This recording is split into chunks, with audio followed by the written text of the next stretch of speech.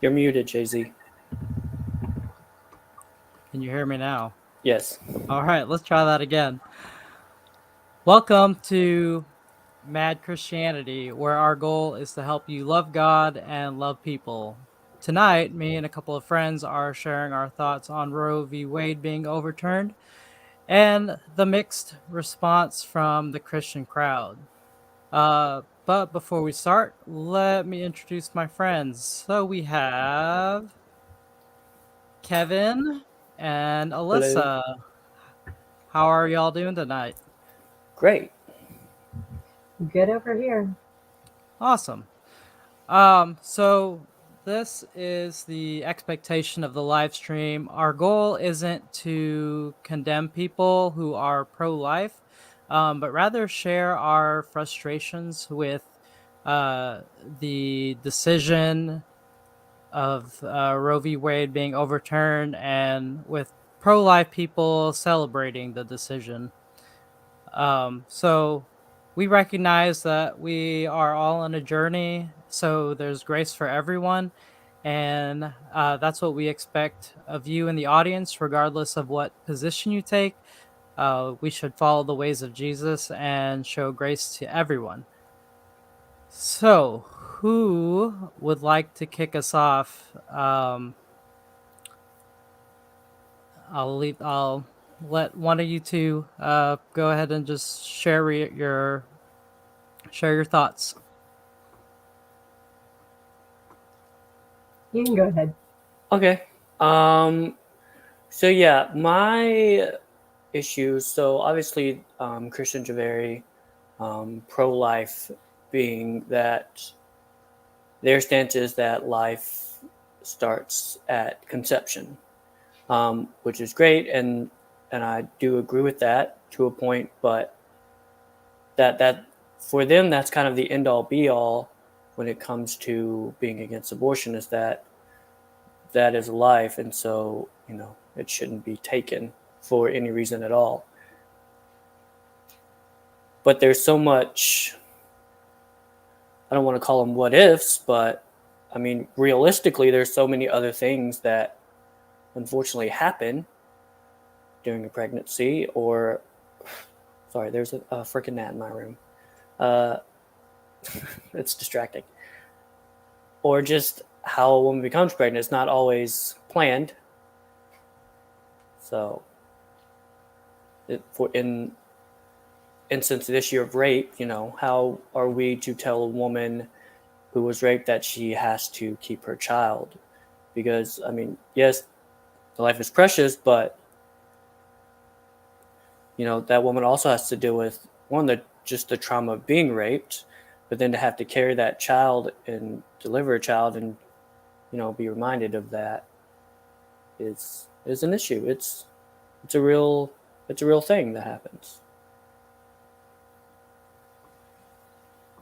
It definitely is. And I can honestly say, after doing volunteer work for a, a center that helps women with their choices after they have found out they're pregnant. And I mean, the majority of women who are even looking at an abortion, there's either health issues or it's stemming from a place that, I hate to say it, like the mainstream Christians have put them in, as far as rejection, doubt, making them feel failure. A lot of these are coming from Christian homes. No, my dad's a deacon. I can't go through with this. My parents are already mad at me. This and this. And some of these are 18, 19-year-old.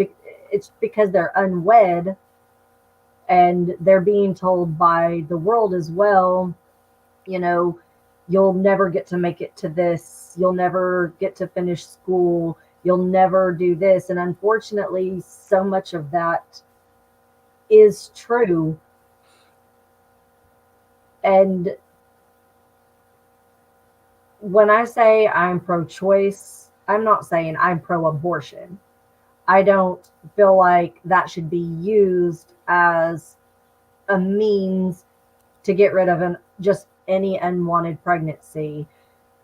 Yes, let's stick with contraceptives as our go-to method, and which, I mean, I guess we can probably get into that a little bit further on too, but it seems like the same people who are not wanting the abortions to be performed are the same ones who are for taking away like Planned Parenthoods completely, where 90% of low income women are able to get their contraceptives.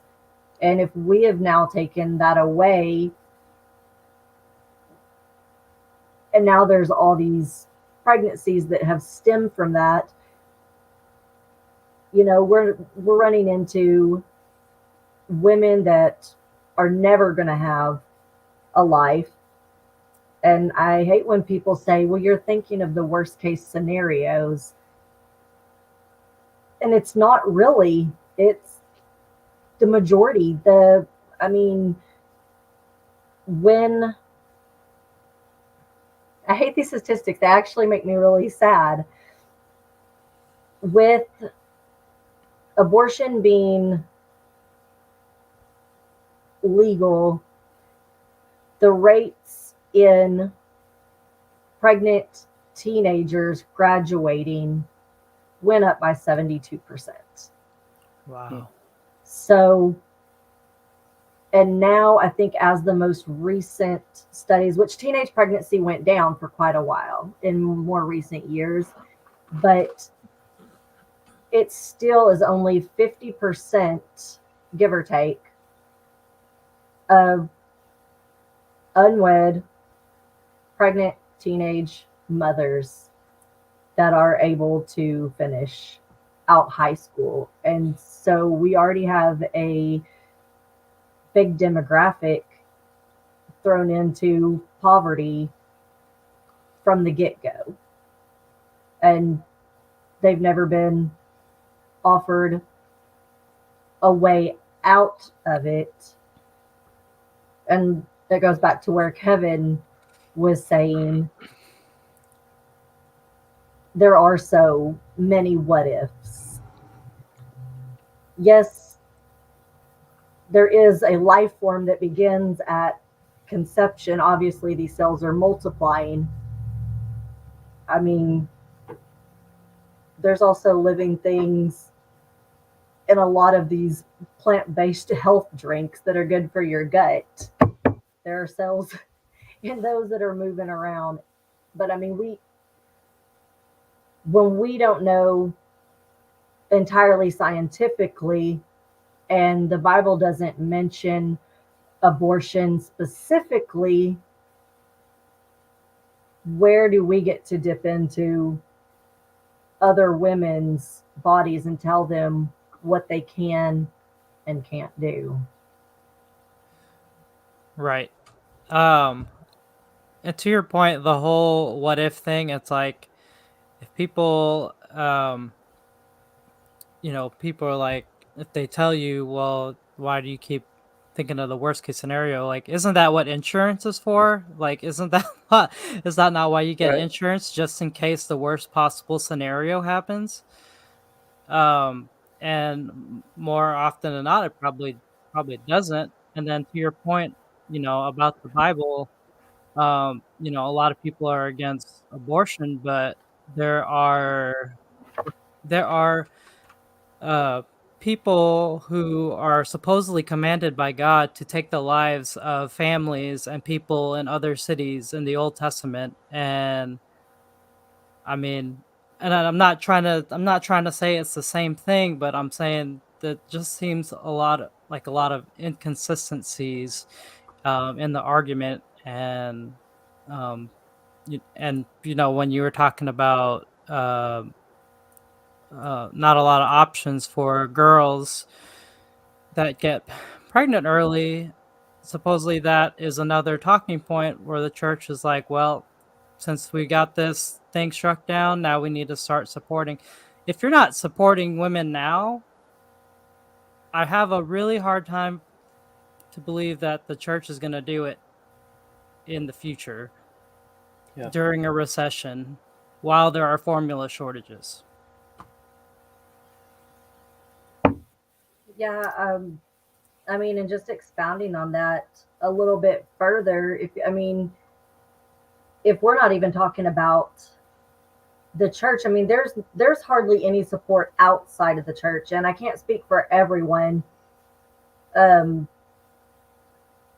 but I mean, I have found more hypocrisy and criticism inside churches that I have been in, especially in times of need, rather than help. Now, there's been many, many great people who have helped me along my way. They've took me under their wing. I will not, I will not like throw that out there and say that that has never happened.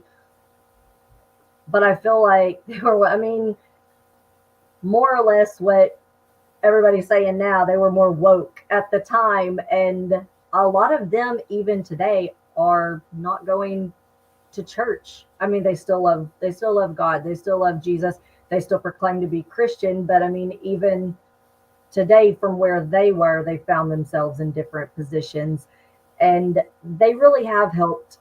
But a lot of times you can find more resources outside of a church. And if the resources that are available to women right now include, I mean, there's no universal health care, there's no universal child care.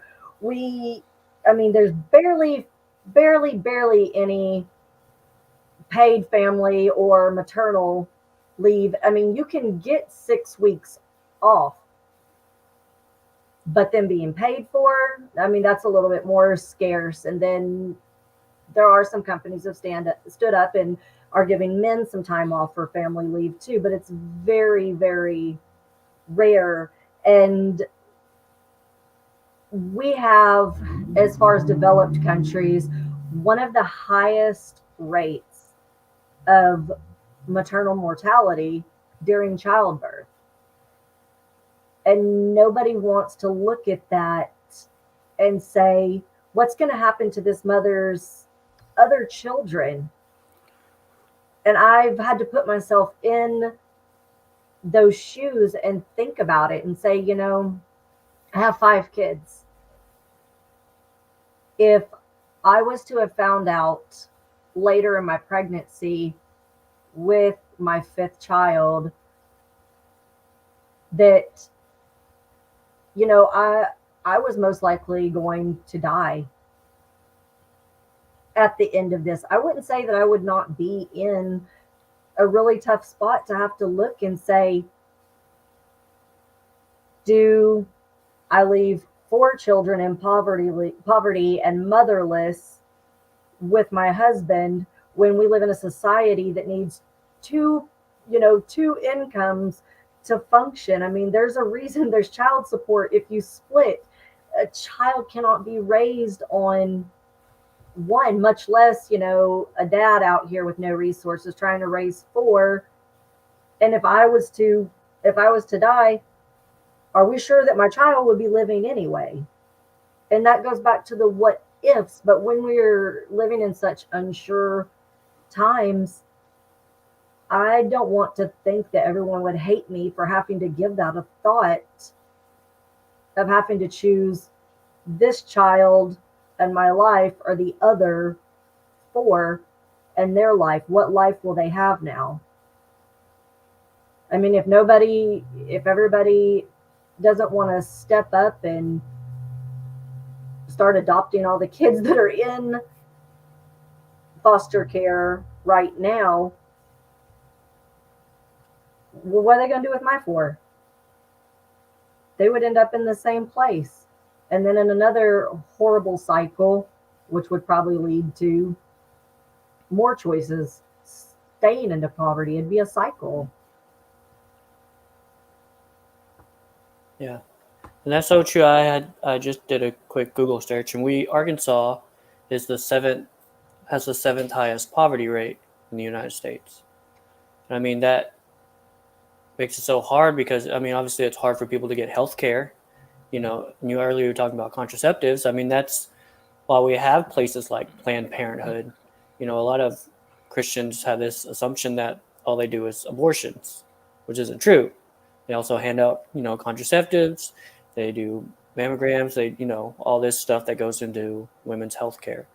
And so it, it's just really hard, especially in a state like this. And Jeremiah, I don't know where Iowa ranks on that. I don't know if you know any of those statistics, but it really puts things into perspective as to why a woman would get an abortion. Like you said, it's not just because they just decided not to have the kid.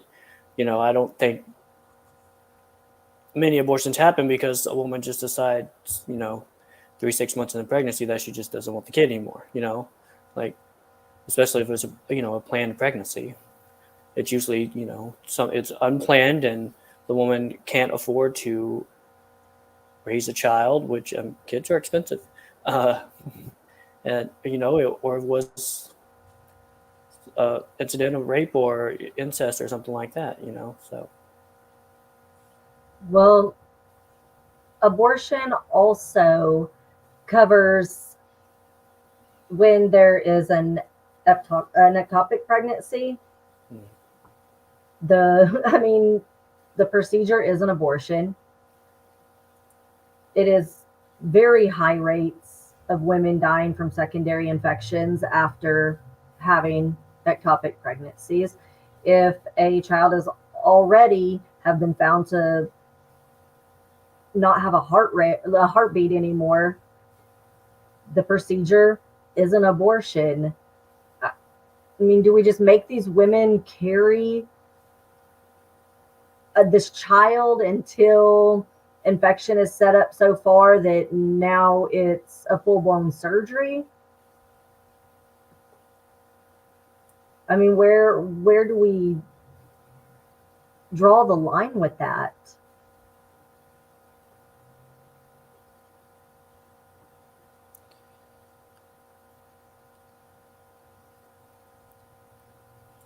Yeah, that's tough. And it's just so crazy how, Roe v. Wade being struck down, basically, it just removes the rights for those who, I guess, aren't sure what happened.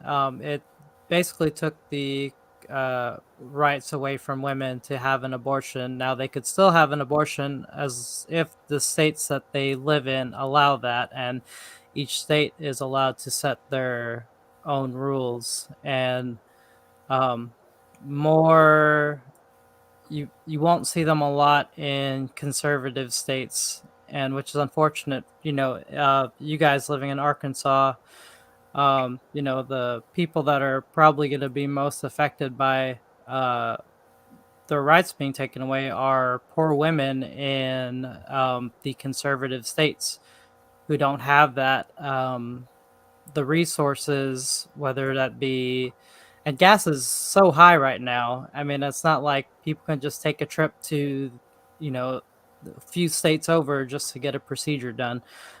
So people who don't have resources, who don't have, childcare or whatever, don't have, if they decide they don't have the resources to take care of this child, whether that be planned or not, I mean, they're basically stuck with it and they're going to have to struggle. And I think, um, this is kind of my hope for the people who are pro life, is that they um, stick to more than just saving babies, that they support the women and the children from birth until until the child and the women are no more, until they're independent. I would like to see, personally, more churches stepping up to help women. If this is really about life, if this is really about life, I would love to see more churches doing more outreach with people, showing that the life is important and not sticking and being very cliquish and then just getting judgmental when something does go on, when the resources were there to help in the beginning. Because, and I'm not downing all big churches, but I have found that the bigger the churches are, there's bigger bills. It's everything's got to be bigger. It's got to get bigger and bigger, from sound effects to the pastor's car. Everything just keeps getting bigger and bigger and better. And there are, women coming out of bad domestic situations attending these churches. Can we reach out? Can we have, days for them, Mother's Days out, places to make them feel secure and like they have a place to belong, not that they're on the outskirts of it. And I have seen, that there are some like ministries that are geared towards single moms, and they have their Bible studies together and they offer childcare. I mean, and that's all great. I, at one point in my life, had to take advantage of things like that and having childcare, or I would have never even made it into a church. So I do see that, that is needed. But I guess a lot of Christians, maybe where things are coming down, is they're probably assuming that behind every single mom there is a father paying child support, because they want to probably assume the best about everybody, and needs are not really asked about and tried to be met from the get-go. Is there safe places for these kids? I mean, not all. There are a lot of amicable divorces, and I mean, it's never fun. You never get with somebody that you love and then have to split. Even if it's amicable, there's something that came up there, and these kids are going to want to feel supported and loved as well. And it's hard coming from, I mean, a split parent home, when everybody was there to do these special days. Is there men that will step up in the church to father these boys that don't have the dads? What is a mom to do with a teenage son? It's got to be hard. I mean, I personally haven't been through that. I do have a husband that, takes on certain responsibilities with our boys and goes out and takes them and teaches them, but not everyone has that. Is that something that, churches could do, or just reaching more out and making women feel like they have a place? Because besides like you mentioned, besides women not just wanting to go get an abortion for a planned pregnancy, there's usually something that comes up. But for the other percentage that just doesn't think that they're going to be able to make it by themselves, I just wish the church would be a little more willing to show that there is a way and that things would be okay. Could, we not put a little more into these ministries? If we can pay for people to go out, and we've got funds and we've got gas to make signs and go to Planned Parenthood and stand out there and make women feel horrible, could any of that be redirected towards making women feel like there's a place to go?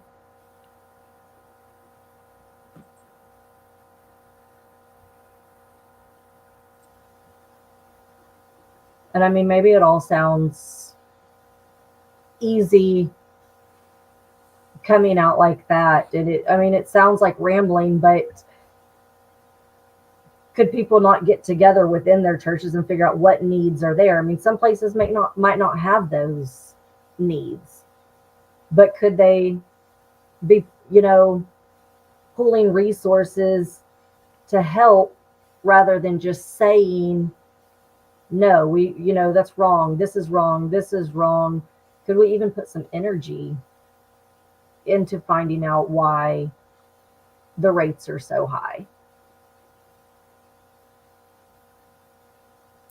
Yeah, absolutely. I just know growing up, so I've been on both sides of this argument. For the most part, it's been on the pro-life side, which I would consider myself both, but it's defined differently than how people would define themselves pro-life for the most part. But anyways, I everything that I've talked about, like bad about, like women's rights and stuff like that, that's all just been parroted talk. Like I've not, growing up, ever done my research on it, and it's just always been, this is, I'm only saying because this is what church leaders have said. And so I think it might be a mix of that, and like the church seems very reactive towards this. It's not even an issue towards this thing. Um, and I think that's why there's more hateful comments, because there's a lack of understanding, um, and grace towards these people.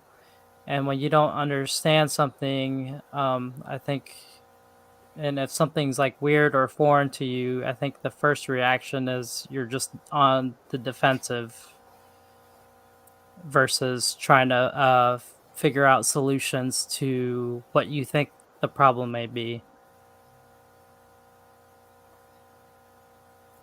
Yeah, I mean, I have to say that's pretty much around the board because I mean, I know I was pro life for the longest. I'm not going to say I'm not pro life now, but I guess with the definitions that we're putting out there now, I do have to say that I'm pro choice. I mean, I'm pro life, but I'm also pro the woman's life who is in a bad spot. I am pro the children that she already has life. I am pro a woman who is pregnant and feels that they are now going to be stuck in a bad domestic relationship because of this. Now, say that there are two more kids and this woman thought she found the man of her dreams, gets pregnant. Now she's stuck. Now this man is here and he is able to tell her, nope, it's against the law to get an abortion. That's my baby. I want it. And we're going to keep it and you're not going to leave me or the rest of your life, I mean, excuse me, will be hell. Now, what is this woman to do? She's going to be terrified that, if she leaves, what does she feel like her choice is? Not to have this baby. And now it's either that, face 15 years in prison, or 18 years of hell on her and her other two kids because she doesn't even get an option in this. And there are other ways out of it, but I mean, I've been through the whole legal ringer with domestic abuse, with having to get a divorce. I mean, and I'll even put my business out there. I mean, I to this day have an active order of protection against my ex-husband, who still does not care about the order of protection. I mean, so it's not as simple as some people say, well, go to court, have the judge do this. When they keep finding you and tell you that they know where you're at, sending messengers, it makes a woman live in fear. I can't say that I would go back in time and not have my child to avoid that. But I don't know that if I had other children at the time that I might not have made a different decision. I mean, it's not something anybody wants to deal with. And yes, there are men that deal with domestic violence, but they're not going to be trapped in the relationship like a woman would. A woman cannot impregnate a man and be like, you're stuck now, you're going to deal with this. The legal system is set up to make it much easier on men to leave a household and not to have to take the responsibilities of everything, but there's not really very many outs for a woman, especially when there's not always a man in the picture. A woman can be left with a child, not want to have to take the full responsibility, but she can't give the child to someone else and just pay child support and see them every other weekend. She's going to have to give her rights completely away to that child. You know, a lot of men can impregnate a woman, pay child support, see them every other weekend. And I'm not saying that's all men. I hope it's not coming across the wrong way to anybody watching. There are there are plenty of men that, you know, keep up on their stuff. They're involved in their children's lives, but it's just the sad reality that the government and the court systems make it so much more attainable for a man to have less to do with a child, less responsibility, and it is put on the mom. Yeah, I think that just brings up a whole slew of, you can call them what ifs, but situations that the church needs to find answers for if they're going to be so pro-life, and that if a woman gets pregnant, that she must keep the baby. Like if you have someone in church who has been in a domestic situation where she was trying to get out of, but now she has a kid, and which, like you were saying, the guy is trapped her in that situation, is the church going to provide the means for her to, one, help support that kid, two, get out of that situation? Um, and if a woman is raped or something like that, are they going to provide the means for that woman to go to the doctor's visits to check on the baby, to get the treatment she needs if she was harmed, because those things are expensive. Doctor's visit, pregnancy visits, and I mean even having a kid is very expensive. So, I think that the church needs to, again, just find answers for these situations, and to support those women. If not having an abortion in any situation is the end all be all for them.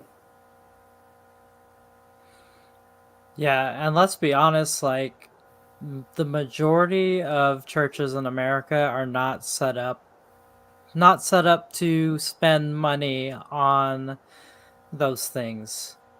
Um, if we're being honest, that churches today are basically a business, and they function for the most part like a business. Now, I believe there are churches out there that can function the way y'all are talking about, paying for expenses or even like just providing childcare.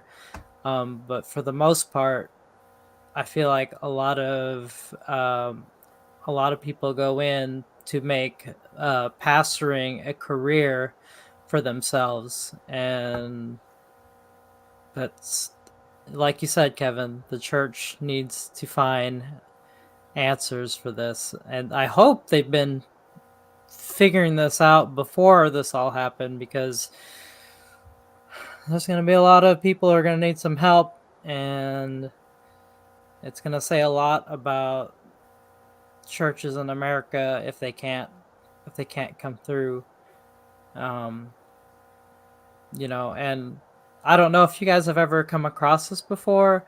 Um, I believe in like the government programs, stuff to help like families out and stuff like that. And a lot of church people have told me before, like, we shouldn't be relying on the government, blah blah blah blah blah. It's just like there aren't there aren't a whole lot of options now. Right. So if we're not going to rely on the government, are we going to be able to rely on you? Yeah, I think just knowing, like you just saying, what has been said to you by Christians already, and when other people know that those are the answers that are coming from Christians already, they're not even going to seek help. They're not going to want to ask or try. They're going to feel judged from the get go. Um, right before we came on, my oldest is 13 and was had so many questions about what this was going to be about.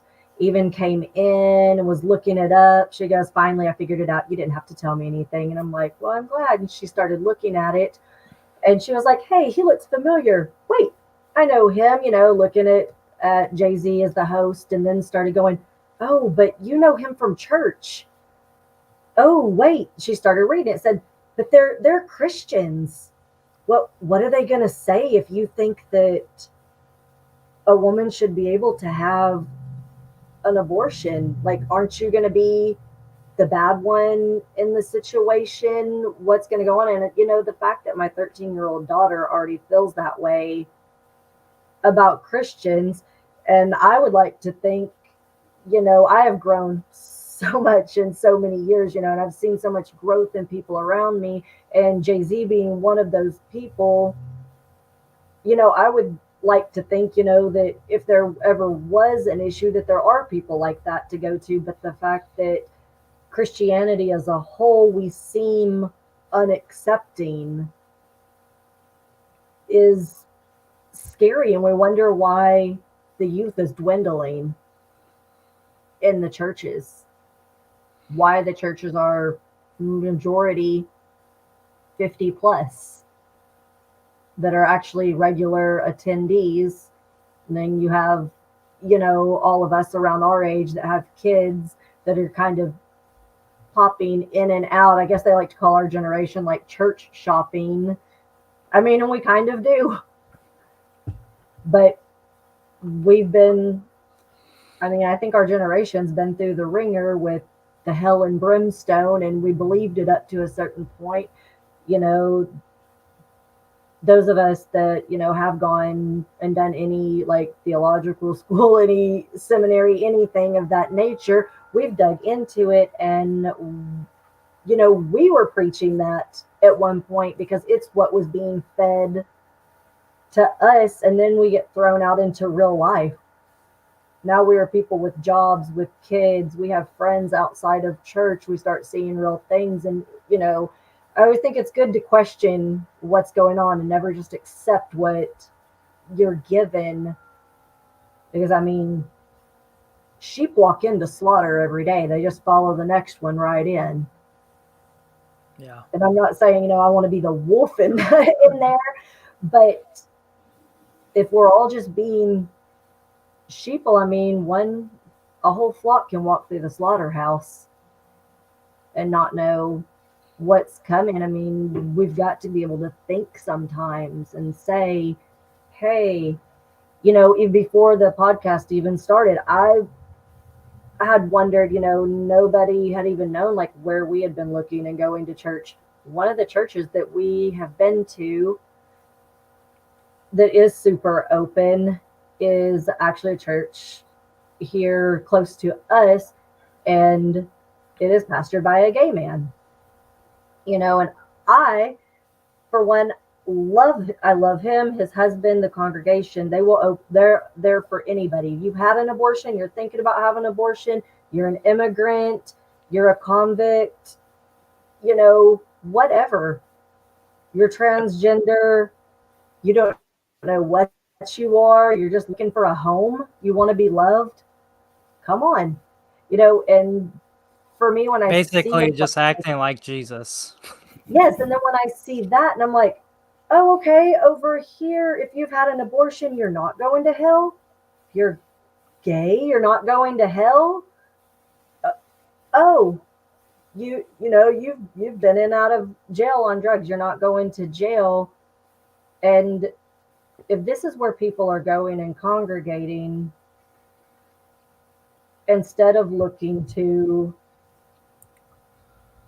other other churches, I mean, I have to say, I'm not going to say normal churches, but like bigger churches where they're more conservative, how are we going to get people to love? I mean, I would be more likely to believe somebody from there, be like, hey, hey, baby, you can go ahead with this pregnancy. It will be okay. You feel love, you feel warmth coming from these people, and you believe them. If they're going to accept you for who you are, you want to believe them that they're going to help you find resources. When you go into somewhere else that feels like all criticism, you're not going to feel, and I mean, that also could reduce the amount of abortions just by feeling like somebody is in a safe place.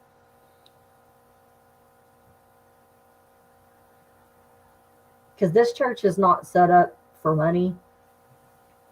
I mean, we do. I mean, they hire my husband. He's self-employed. He's not a big company to come in and do the repairs on the church, because it's not one of the churches that's set up like a business.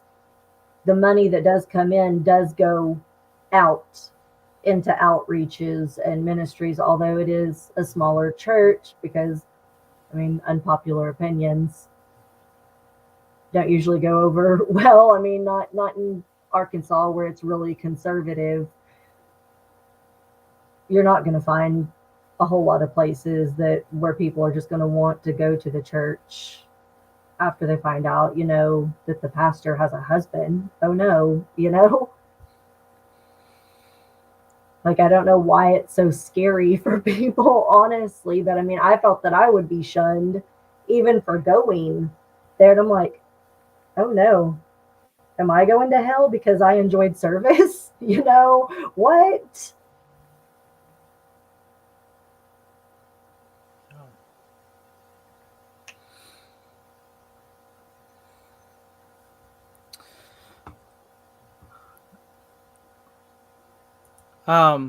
So I had a question in my head. Do you think, first of all, there are always just going to be pro-life people, and in my mind, I was thinking, if the pro-life people, weren't publicly celebrating this, I feel like it would have been better. Like, I feel like our reactions would have been better towards them. I don't know. What do you guys think?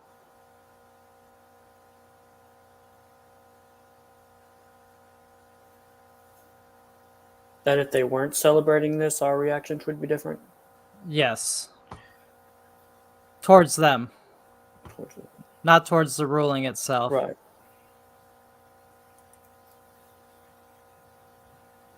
Because I feel like a lot of people who were pro-life, whenever this came up, they were just like, yeah, we did it, and we're finally gonna be able to save babies, type thing. And I don't know. Yeah. Any thoughts on that?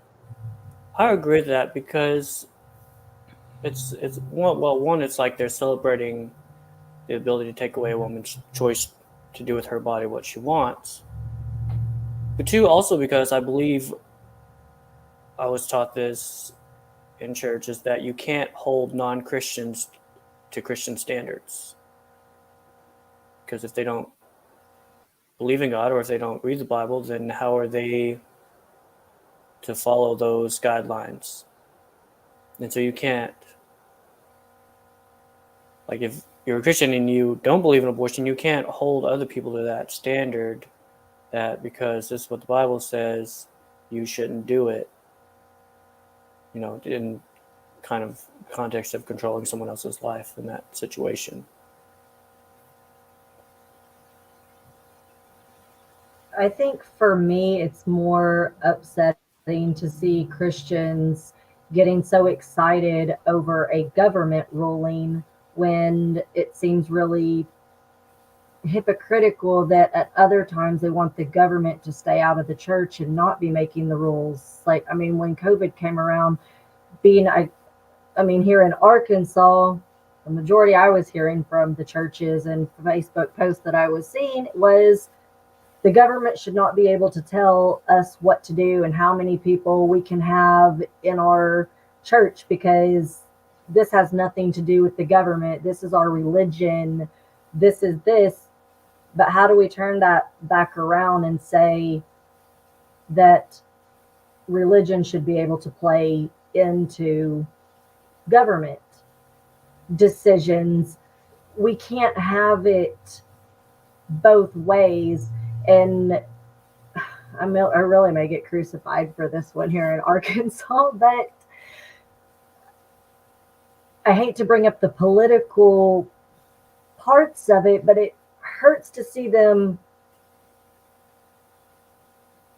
I guess, not only condoning, but praising government made decisions when the government itself was never set up to protect the church. It was never set up to protect persons. It was never set up to protect women, people of color, any of that. I mean, our Constitution was written by chauvinistic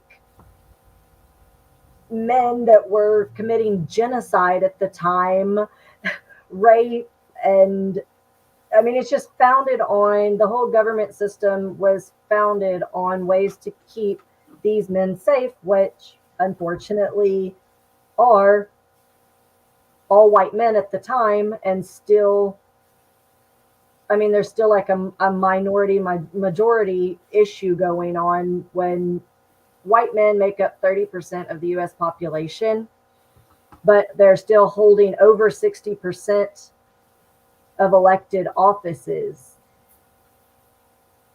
I mean, it's very much good for them to be able to keep women from finishing school, to keep women pregnant, to keep women out of there. It's going to keep furthering their cause.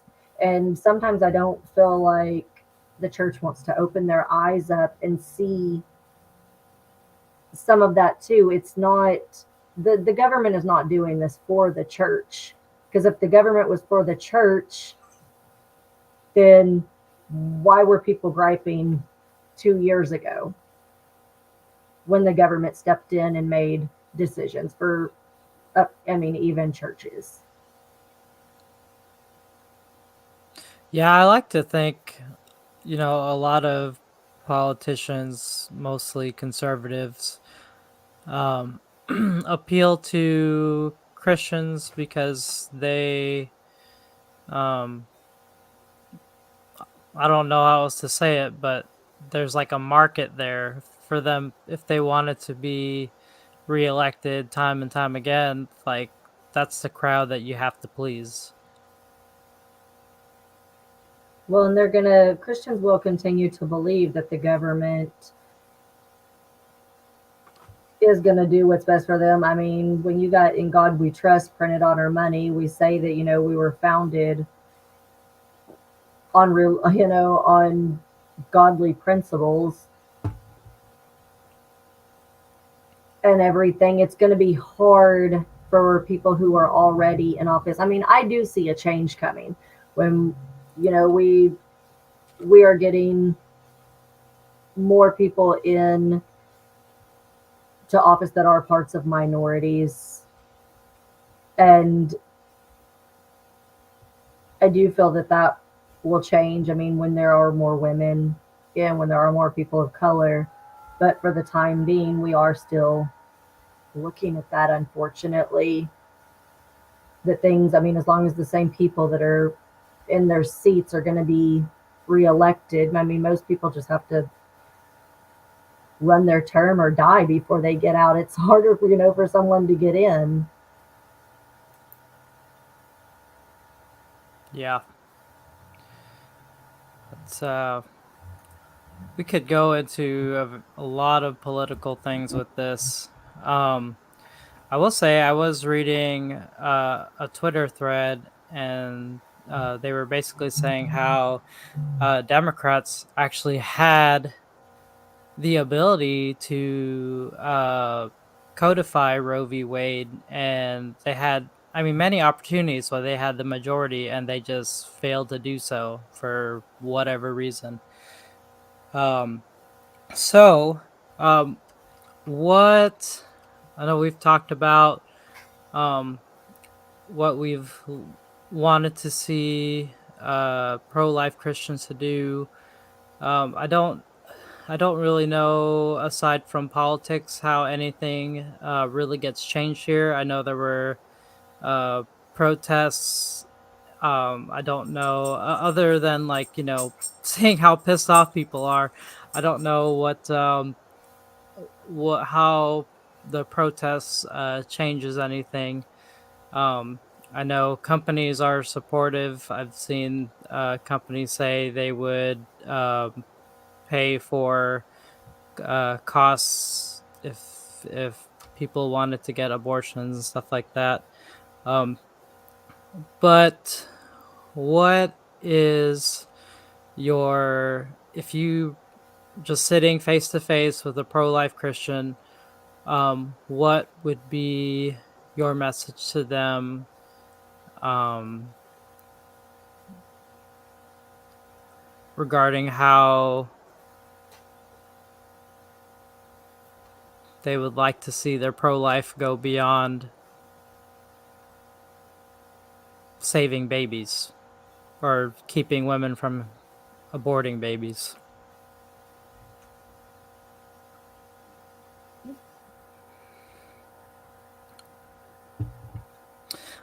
I guess I'll start. um, so when I was in y'all's neighborhood, um, I dedicated my time um, every Tuesday for about 2 quarters of the year in a dangerous city. I'm not going to name the place just because I don't. Um, I want to respect the privacy of these people in a dangerous neighborhood, and my wife and I spent an hour or so every. Maybe it was like an hour just mentoring at-risk youth. They many youth in their area were prone to joining gang life or selling drugs, whatever. Um, so my wife and I really had a heart for these kids, and we just spent an hour of our time just helping them out with uh whether it be homework or sometimes we do like life lessons type stuff. And we did not see hardly any people from the big church that we went to, and they were aware of this organization. And we did not see any people volunteer or give their time or whatever. And so, if I had a message for pro life Christians, if you want to, dedicate your time or, help uh, being there for kids or mothers, I'd say you just got to start somewhere. Find an organization and just give your time to them. And I think um, it's not going to come in an instant where you're just going to help somebody that's in need, uh, like mothers or families or children, but you just have to start serving somewhere. And I think from there, as time goes on, I think you'll have a better idea of what it means to be pro-life versus just saying women can't have abortions. Yeah, I think to go along with that, I would just say to educate yourself on, abortions and why women get abortions, and even in your area what that rate would be, and not just parrot what you've heard in church, but really figure out if that's what you believe, why that's what you believe, and if you have a good reason to be anti-abortion, then then good. I mean, be able to at least have that conversation, and not just, parrot, well, Bible's against abortion, so am I, the end. But I would say to at least research and study the other side so that you're at least informed, enough to make a decision and to do something about it, to help those women who are in a position in life where they are faced with making that decision for whatever reason. Yeah. And researching the other side doesn't mean going to pro-life sites and seeing what they have to say about the other side. Right. You actually have to go to the other side where they're coming from to understand. Unbiased sources. Yes. I would even say take it a step further. Go sit down with women who have had abortions, women who have contemplated abortions, women who felt like that was no other option. Oh, there's a gnat in here too. He is risen. My daughter has a great thing. Hey, thank you. Go take a kitten. And ask them, how, not in a judgmental way, because I can't go into complete depth in it, but I will tell you, as a woman who has sat in front of a Planned Parenthood after finding out she was pregnant in less than great circumstances, when the only kindness is coming from a worker who has no idea what you're there for and asked if you would like an umbrella to shield you from the Christians that are screaming murderer from the sidewalk, I'm going to tell you, I was stepping down from a youth pastor position at the time. I won't mention the church, but I did not have many people close to me, especially not the pastor of the church, any of the pastoral staff. There was no comfort. There was extreme judgment. How did you get into this situation? What caused this? And a woman should never have to explain herself anyway, much less after something has happened to her that she didn't want in the first place.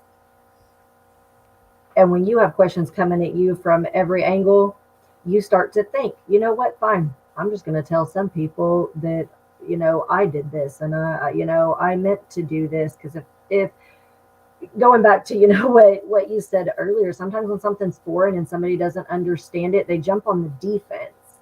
So automatically, if a woman says that she was sexually assaulted, in some people's mind, it goes straight to, some violent stranger running out at her. And sometimes nobody ever, thinks about what the realities of that are. It's someone that you've known. It wasn't violent. It was 85% of the time a man that didn't take no for an answer. Why didn't you fight? How do you fight somebody who's not being overly aggressive if they're just being intimidating? Most women aren't just going to sock a man that's got pretty good, arms up on her, strength wise, and you eventually then you find yourself in that situation and you're questioned about that. Well, how did you make yourself available? What time of day was it? What was you wearing? Did you flirt? And these are questions that were asked to me by the pastoral team. And when I felt that I was already being attacked, for me, what in my human mind, what did I want to do? I want to get rid of this. I want to get rid of this completely. And, I ended up sitting because of the kindness of the lady that came out to my car, and I was actually only there just to confirm the pregnancy, to get my health insurance to cover a portion of my medical care in the first place. But, after thinking about it, this is how ugly people are. Like, how am I going to step into the church, with a stomach the size of a basketball and be accepted? If somebody cannot even accept that something out of my control happened, how do I go about this when there's no support for that? How do you feel that your child's going to be supported? Then you feel you don't want the child, the church don't want the child. You start questioning, does God want this child? Was this child supposed to be here? I see where women slip into suicidal tendencies from these things, because everything's, when you don't understand it, it's blown out of proportion. And nobody can grasp that. I mean, I'm sure Kevin has, gone through that even with being gay. If somebody is not attracted to a man and they can't fathom being attracted to a man, then obviously, they're going to this whole big thing thinking you're going to turn into a drag queen and that you're flamboyant. And they go way over the top with it, when in reality, it's just something way down here. And you're almost in shock with what people feel about you, and as a woman, when you're like, whoa, you think I have, enough power to do that? Like, I can put something on in my closet, or less of something on in my closet, and cause a man to lose complete control of his bodily functions and abilities to stay away from me. Now that's my fault. And goes back to the same, well, women shouldn't be having sex if they don't want a kid. Yeah, because men are really great at taking no for an answer these days. And then when you go further with that, and you say, okay, I'm going to tell people that, I just made a mistake because this isn't being accepted. I'm going to tell people I made a mistake, and that's how this happened. Then that's not accepted either. Making mistakes is not accepted in the church if it leads to a pregnancy. And if the church is looking down on pregnancies, this harshly, that you can't make a mistake, nothing can happen to you, the only confines, of a pregnancy that can be fathomed are inside of a loving marriage, then there's not really much to discuss unless people will open up and speak to these women and other women that have had abortions when it wasn't just a bad circumstance. They planned with their husband, and if you can't sit down and talk to somebody, I just want everybody to, imagine you've prayed for a child. You have been on your knees in the altar, speaking in tongues, praying for a child. Finally, your Some of these miracle viewers are comes. like, what is You speaking have in got your tongues to me? child. Jeremiah doesn't do that. It's true, I don't do that. I don't. But yeah. Okay, well, if you're Baptist, if you're a devout Baptist, you have walked up to the front of the church to pray with the pastor about this. Yeah.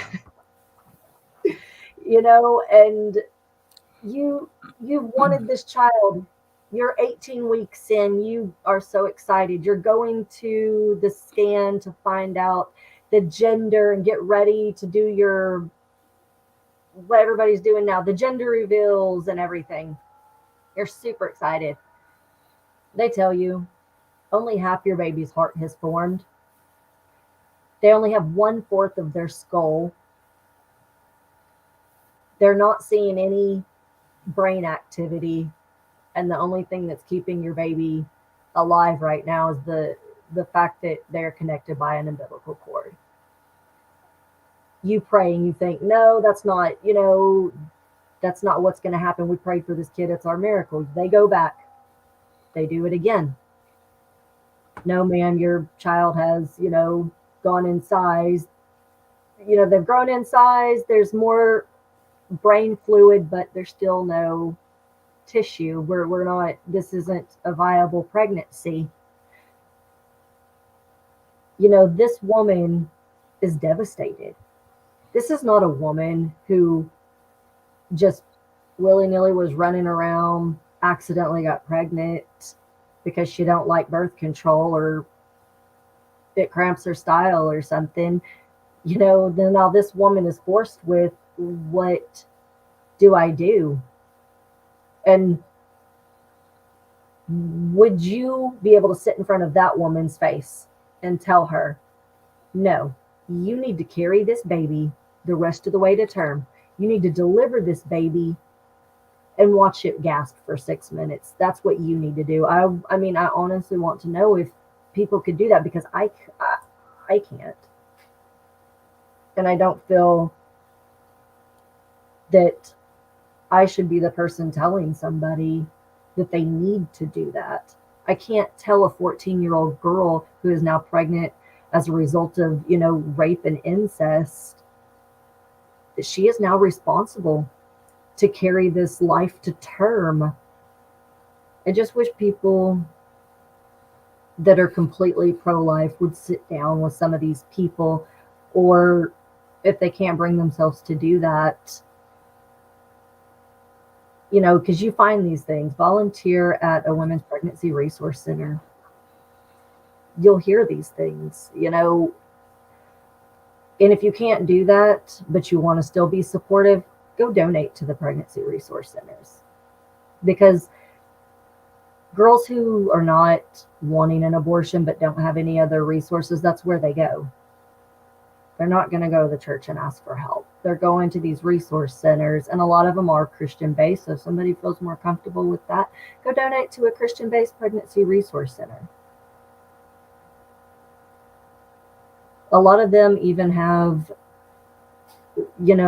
early scans to show these girls, a heartbeat. And if that's what this is all about, is life, and you want to show these women that it is a life, donate. So there's more technology for them to use with these women and girls. And just look deep inside yourself and ask, if you were in the wrong about anything, because first of all, everybody sins. We all need grace. And being shouted out that you're a murderer doesn't feel like grace. And I want to give grace, freely, because I've been on the other side. I've been caught up in a lot of legalistic things, and nope, it's this way or nothing, this way or nothing. I'm guilty of it. I have to look back and give myself grace for who I was years ago. But if grace can't be given, if it can't be given to other people, should it even be shown to us? And if we find ourselves in a situation that, we never could have imagined. Alyssa, you said a lot of good things, and I wish, well, I'm going to replay it when this thing's over. But, I mean, the thing about grace, we're all on a journey. We got this message from our good friend Alex, and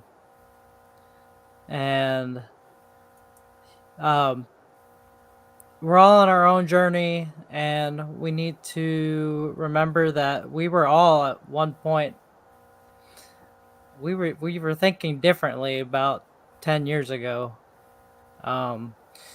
and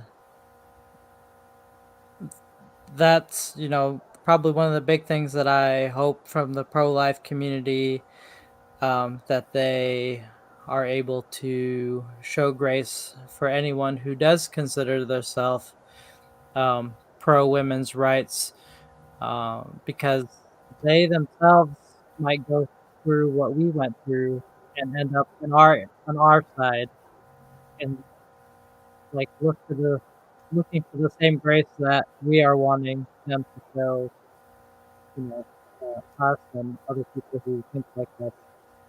And you said a lot with the money and time part. That was really good. And what came popped in my head was, think about, we have um, formula shortages. What can the church do? And I'm not saying we have to answer that, but if you are a part of a church and you consider yourself pro-life, when these women have babies and they have to go to work because there is no required maternal leave, where are they going to get the resources to feed their baby?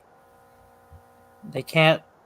Women, and I've known after being a parent of 3 that women just can't produce milk on command. Like, it's not it's not it's not magic. It just not every woman functions the same to where they can produce milk.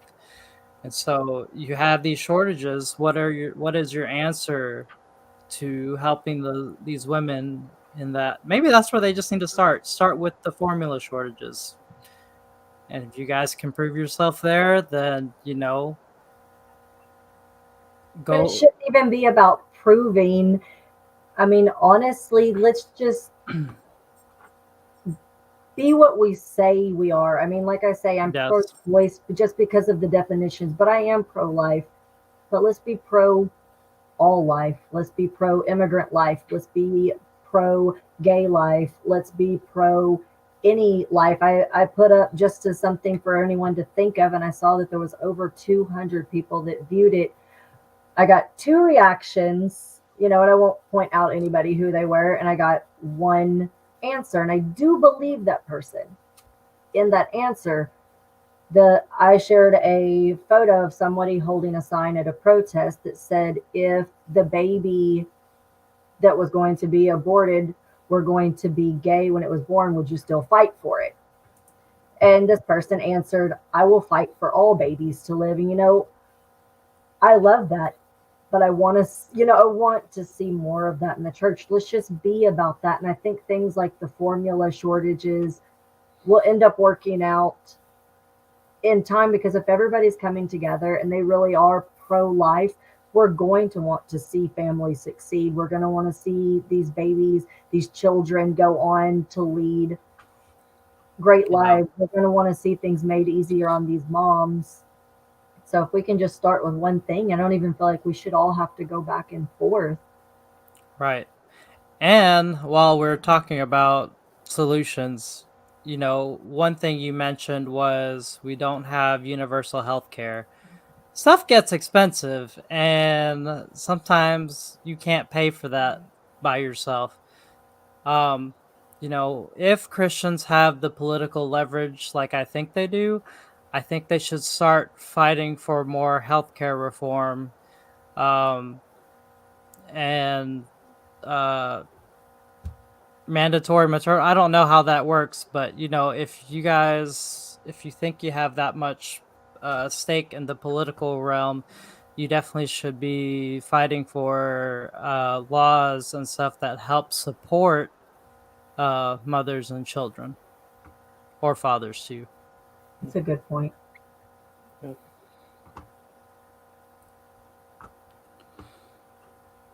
Any last thoughts?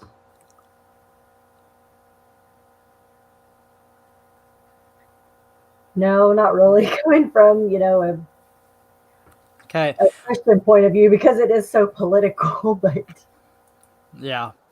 Well, hey, thank you guys so much for joining us tonight. Tomorrow, we are having another live show, and I hope to see you guys there at 7 o'clock Central Standard Time. Um, and until then, keep loving God, keep loving people, and we'll see you guys later.